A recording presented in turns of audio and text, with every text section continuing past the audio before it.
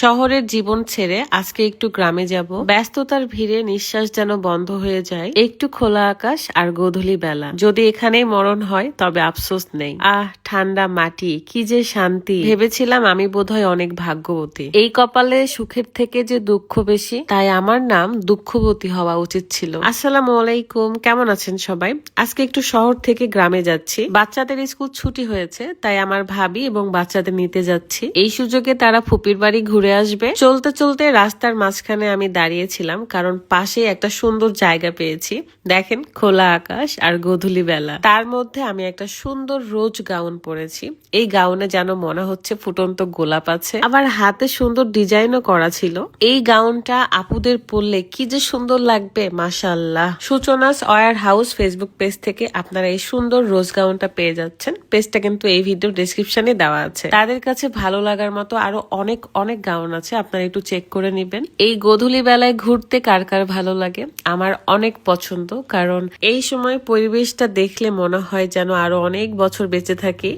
প্রকৃতির সৌন্দর্যের মতো যদি মানুষের মনও হতো। এই পৃথিবীতে জিন ভূতের চেয়ে মানুষের ভয়ই বেশি। যাক, মানুষের মন মানসিকতা নিয়ে আর কথা না বলি। অনেকক্ষণ এখানে ছিলাম, এখন একটু যাই বাড়িতে, এবং ভাবিরা রেডি হয়েছিল, আমি গেলেই তারা চলে আসবে আমার সাথে। রাজশাহী থেকে আমার বাবার বাড়ি যেতে প্রায় 1 ঘন্টার মতোই লাগে। ভেবেছিলাম আব্বুকেও নিয়ে আসবো আমার শ্বশুর বাড়িতে, কিন্তু আব্বু গ্রাম ছেড়ে এখন কোথাও যেতে চায় না। নিজের বাড়িতেই সে অনেক শান্তি খুঁজে পায়।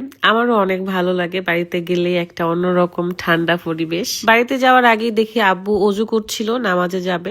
বললাম যে আমাকে একটু বাড়িতে রেখে আসেন, তারপরে নামাজে যান, কারণ কিছুক্ষণের মধ্যেই মাগরিবের আজান দিবে। তো আব্বুর সাথে হেঁটে হেঁটে যাচ্ছিলাম আর দেখছিলাম যে ধান কাটা শুরু হয়ে গেছে।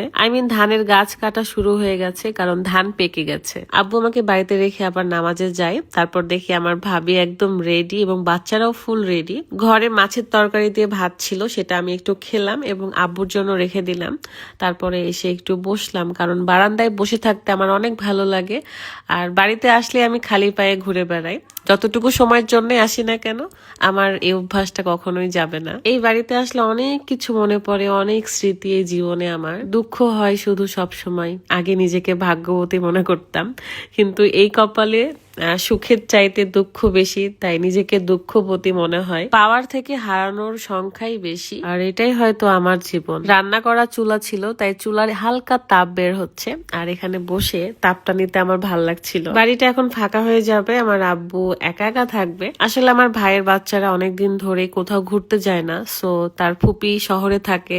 আমার বাড়ি ছাড়া, আমার শহর ছাড়া কোথায় বা তারা ঘুরতে যাবে? আমার ভাবি আমার কাছে বন্ধুর মতো, এন্ড অনেক বেশি ভালোবাসি। সো যাওয়ার সময় আর কোনো ভিডিও শুট নেই নাই, একদম ডিরেক্ট বাড়িতে চলে এসেছি, এবং তার পরের দিন সবাইকে নিয়ে ঘুরতে বের হয়েছিলাম রাজশাহী বাদে। আরো অনেক কিছু করেছি যা ভিডিও করিনি। এখন ফ্যামিলিকে সময় দিতেই বেশি ভালো লাগে।